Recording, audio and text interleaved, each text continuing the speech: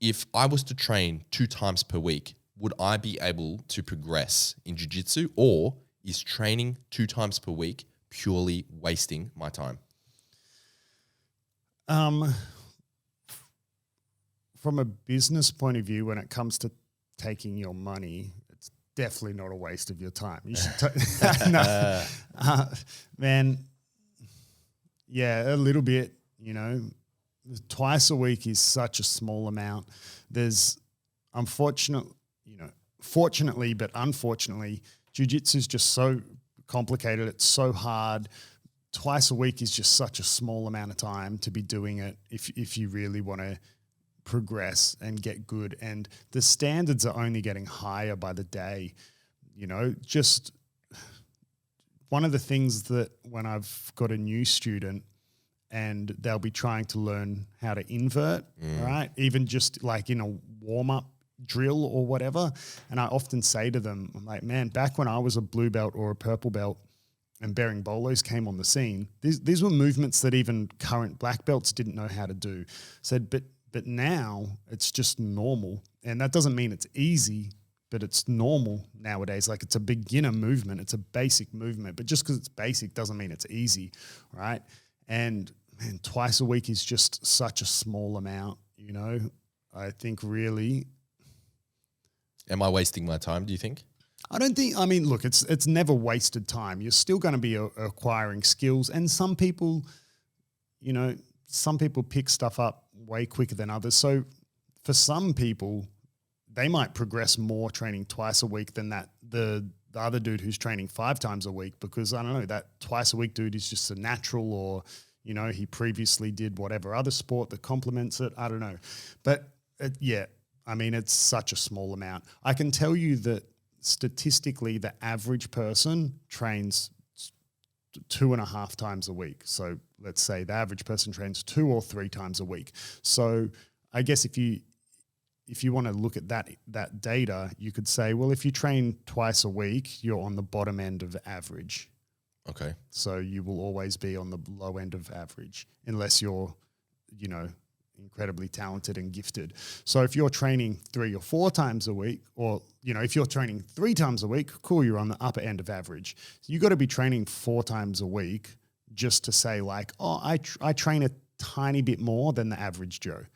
So if you want to be getting good and progressing. And when we say times, let's just define that term really quick. So if someone like myself, if I do 4 days per week and I'm doing back-to-back classes, do you consider that 4 times per week? Yeah. So, you know, at our gym, we have, we have a class that runs 5:30 till 6:30, and then a class that runs 6:30 till 8. So we often have students just do both those classes back to back, because the 5:30 class is a little lighter. Even though that on the timetable that's going to record that you train twice, I see that as you training once. You know, for me, I think this. I mean, imagine it the same as weightlifting. I see one training session is, you know, do you need to recover before you can go again? If the answer is yes, then you've done a training session. If the answer is no, then it's the same workout. You know, like that's how I see, training. Okay, this leads me on to... So for me, I used to train 7 in the morning, and then I would, you know, do some weights and drill, but then my next like training session was at 12, like a competition class. Could I have done those classes back to back? Like, no way. Like after that morning class, I needed to eat. I needed to, you know, I would often take a nap on the mats or whatever, and then go again at the 12 o'clock class, you know? So I see that as 2 different sessions, because I needed to recover from one before I could do the second one. Yeah, that makes sense. Whereas if you're just doing them back to back, it's just, you've just done one 2.5 hour session, which for some people might seem long, but I mean, yeah, I used to do 1.5 hours to 2 hours at 7 in the morning, and then that 12 o'clock session was another 2 hours, and sometimes it was 2.5 hours. So for me, even a 2.5 hour class was sometimes just, well, that's just like one workout session. Yeah. I mean, you would know as a previous bodybuilder, sometimes you would spend how long for a workout session? 3 hours. Right, for the one session, right? Yeah, so 2 hours of weights, or like 2 hours including warm up and then an hour of cardio after it. And that was when I was in the peak. And did you consider that one workout or two?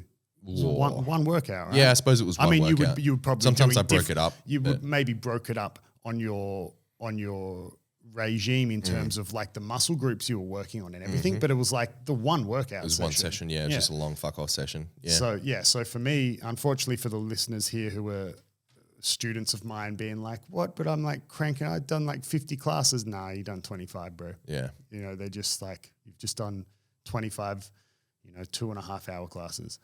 That's how I see it. Yep. When, Okay. So what about, I have, this question is a, it's been asked before on other places around the jiu-jitsu world. What about the comments that will come back and say, but I can't recover enough? Like 2 sessions per week is my max. If I did any more, I wouldn't be able to walk. I'd be crippled. I cannot physically recover for whatever reason. What do you say to that? Advise they find a nice GP and get to the bottom of what's wrong with them. Yeah. That's just such a garbage excuse. I mean, obviously for some people that would be a legitimate excuse because, man, all types of people train. Is the person saying that a guy who works 80 hours a week at his own law firm and has 3 kids and blah, blah, blah, that might be the case, right? And if that's the case, like, man, okay, that dude's got a lot. I'm impressed to see that you're here whatsoever. So what's the ceiling for someone that trains 2 times a week? Where do you see them? Like, where's their skill cap? Because you did say that, look, honestly, you're probably not going to progress past a certain point. Where's that point? Oh, man. I'm laying on thick with these hard questions here. I had this pre-planned. I know the answer. They're just maybe not. Say it. They're just maybe not answers I want to publicly say. Just say it. This episode will release and we'll get all these emails of students. They won't listen anyway. Look, I mean, yeah. I think I try to keep really high standards. And I think for that person training twice a week it's worth noting that there might be some students I only see twice a week, but that doesn't mean they're not doing training or theory studying outside, right? We've spoken about that before, the importance of doing self-study, and that if the only time you did any jiu-jitsu or thought about jiu-jitsu was when you were at the gym, you're going to progress slowly. But yeah, so there's some people I might only see twice a week, and there are students I know of that I only see twice a week, but I know that they are putting in jiu-jitsu work 5-6 days a week, right? I know that, but I only see them twice a week because of logistical reasons, okay? Because of their work life or whatever. But let's say if we're talking about the person who only interacts with jiu-jitsu twice a week, they train twice a week, they're not really into watching YouTube videos, or they don't do any self-study, or they don't drill with one of their friends on the weekend or whatever. They just literally, as dry as it can be, train twice a week. Where do I see their ceiling? Oh man, like people want to see progression. So I don't want to say they would never pass blue belt, because if they train long enough, they will. But in terms of where would I see their ceiling from a technical point of view, I mean, man, a competent blue belt I think might be as far as it goes, really, because it would be different if jiu-jitsu and what you need to know in jiu-jitsu was finite, but it's not, right? So even if beginner gains, right? We've spoken multiple times about beginner gains. Everyone should know what that is by now. So you have that in jiu-jitsu too, but yeah, you get to a point where beginner gains don't exist anymore. And if you're only training, so let's say you train twice a week, and that could be enough for you to become like a staunch white belt and even a good blue belt. You're someone who's talented and whatever. But then if you're only training twice a week, you're just going to constantly get further and further behind the 8 ball, because jiu-jitsu is progressing faster than twice a week. Do you know what I mean? That makes perfect sense. Right? So you're basically saying if you train twice per week with beginner gains, because you're learning a new sport, you learn all the basics. You learn the basic, the foundational movements. You learn some submissions, some escapes, etc. You'll learn your 2 go-to moves in every position. And then following that, you may pick up a couple things here and there if you train long enough, but you're basically just fighting to maintain your skill set. Yeah, and you're treading water. Yeah, and you're probably just going to sink over. Like I know that can be a hard pill to swallow, but it's also what makes jiu-jitsu great. It's what makes America great. It's cut. it's try that one.